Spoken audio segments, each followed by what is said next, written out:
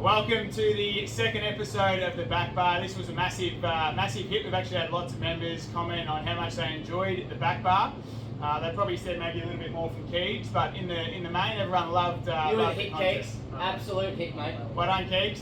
So we had 238 views, all because of you. So round 2, March, episode of the Back Bar. Guys, we've got a little bit of content to cover off on tonight. What's happening in the golf club? First and foremost, really exciting. We've got the Gatkins Day coming up Sunday, March the 10th. We're going to go bigger and better than ever before. We've got 384 golfers. There's almost 100 businesses. You would have heard it on K-Rock, no doubt. So the day is going to be massive. There'll be people everywhere. We encourage you. There are still a couple of spots left to play golf. So if you do want to play, please let us know in the pro shop. We'll get you straight in. But we do encourage, please come down, be a part of the day. It's an amazing day, an amazing cause. And I know Daniel and the guys have raised almost $200,000 in 3 events. So well done to Daniel. Yeah, we'll cut that up, absolutely.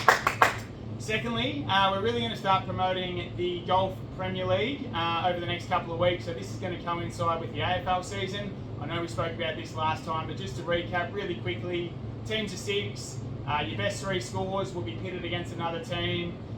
In any given round, you'll play for premiership points throughout the round. That'll go into a live ladder. You'll move up and down the ladder as the season goes on. There'll be a final series, which will be fantastic. And then at the end of it, we're going to do a Brownlow evening, where we're going to recognise the winning team that we're going to send away, probably up to the Murray or somewhere like that. And then also recognise the best individual golfer of the year. They'll be the Brownlow medalist. And we think that's going to be a really, really exciting initiative for 2024. So it'll be $79 a player. All of us are really going to be pushing that over the next 3 weeks, so be ready to get your teams together for that. But apart from that, that's really everything that's happening from a golf sense over March. Before we move on, we do want to recognise our club championships. We're shooting this on Saturday, the 2nd of March, and we had the last round today, and it was an amazing 4 weeks. We had some really close battles in the A grade, the B grade, the C grade, and the D grade. But what we wanted to do is introduce our club champion. He's actually here in the, we'll call it a studio. In the studio. He's in the studio. This is live, coming to you live. So we're going to introduce club champ 2024, Mark Linney. Come on, Linney. Bring it in, son. Have a look at That's it. He's had about 4 schooners and he's Come good on to go, in. so. Right in between here. Move over there, buddy. Move over, make a little We're bit of probably room. wondering why my knees are showing. It's because last episode I looked more like a dicky knee behind a counter. And there was too many comments. Now, first things first, we'll throw it over to Keegs to ask the first question to our club champ. Keegs, what do you got for Mark? How did you do it? You went into I'm debt. so in awe of myself today, mate. I was so good. I could not have played better. Keegs, any other I questions? showed the rest of the game. No. No other questions from Keegs? But what was the shot of the day? There's always one shot in a club championship, and I can always recall one from back in the day. There's always one shot that you feel like that was the one that kept you in it, the one that gave you the momentum to keep going.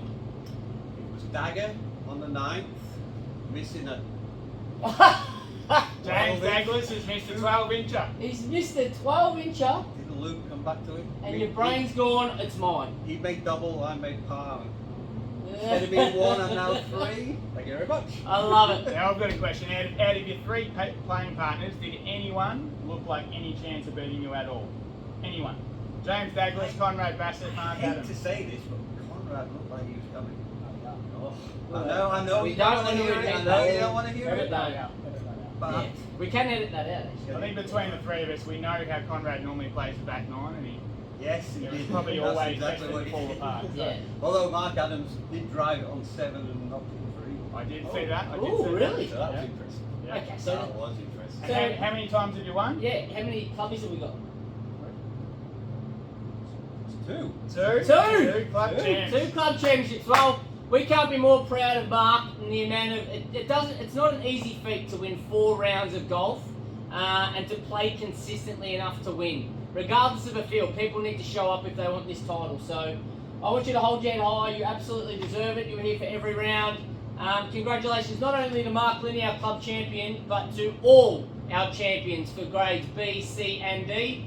We will look forward to getting you all on at some stage to tell us a little bit about your feats as well. But Let's give them a quick shout Right out. on. We had Mark Manson in the B grade, we had Robbie Gunn in the C grade, and Michael Webster in the D grade. So well done to the big guys. job. Well done. So thank you very much for coming on the back Thanks, bar, guys. and we look forward to having a Thank you, beer mate. with you to celebrate. Pleasure. So thank you so Thanks. much. Keith, anything from you? Kees, you got anything No. interesting? No, Okay. nothing from Keith. So I'll take over then just for a few seconds. I just want to bring up a couple of little scenarios we had at the club that were pretty important during the last few months. One was we had a flag thief. Yep. So someone's gone around the back nine late at night, and we're all very concerned. A lot of money went into these flags, and I couldn't quite figure it out. So I went into how do you say detective? Yeah, that's it. Detective Dan mode. That's it. I was on the clock. The club were paying me by the hour. So I started to put two and two together, and I started to go through the results of the day before the flags were stolen. So my first culprit that kind of got flagged was right down the bottom here, and that was Stan Douglas. He shot 92 off the stick that day, so I thought if anyone was going to steal some flags, Stan, yeah. He had a 22 on the 11th hole. He had a 22 on one hole. Well, I'm glad I flagged him for being on that list. Then there were three players in a row: Graham Eastick, Jack Mooney, and Harry Persan. Three very big culprits on a bad day shooting 86 net. Right. I got closer to the top and I'm going, they can't be it. They don't feel like it could be. And then I found one. Brian Lockman. It was the first round of the club championships. He's had a 65 net, shot the score of his lifetime. Yeah. He's And got I'm a card, thinking so it could be a night job. the only way he can win club championships from this position Yeah. is for no one to ever see the bottom of a hole for the next three events. Yes.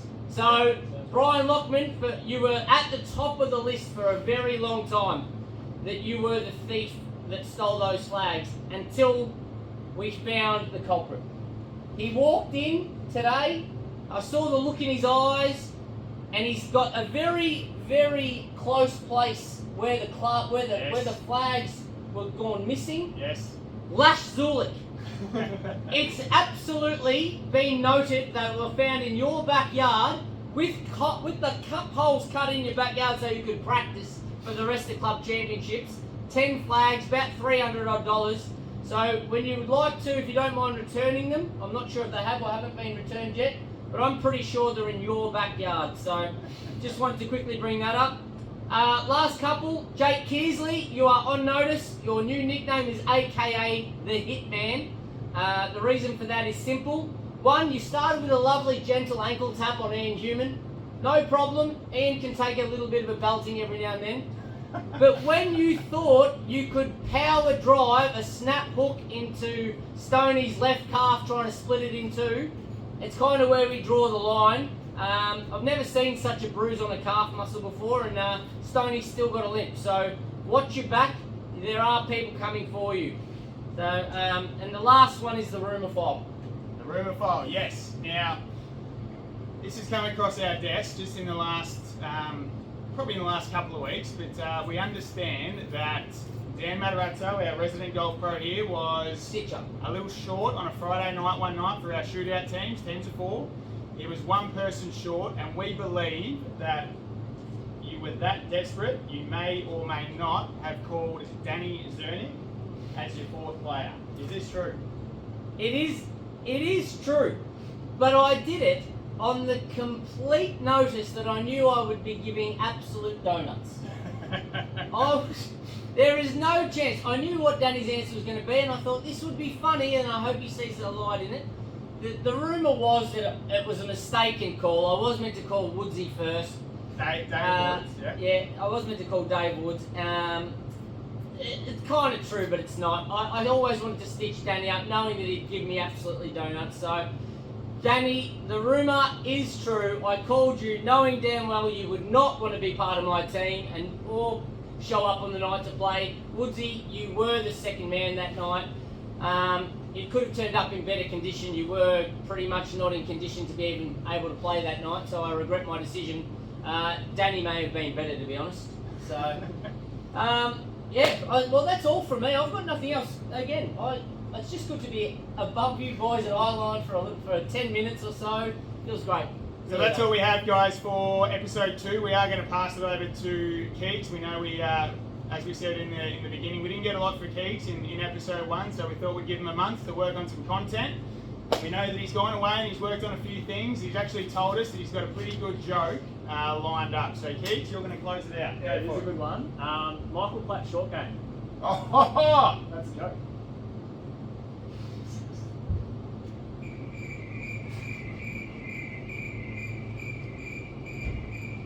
Can anyone else see that? That's alright, sorry Keeks. You did really try hard. There's a little bit of a double stitch up there.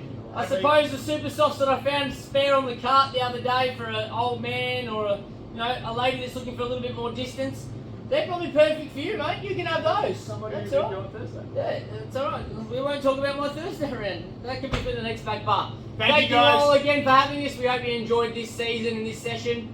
We'll see you next month.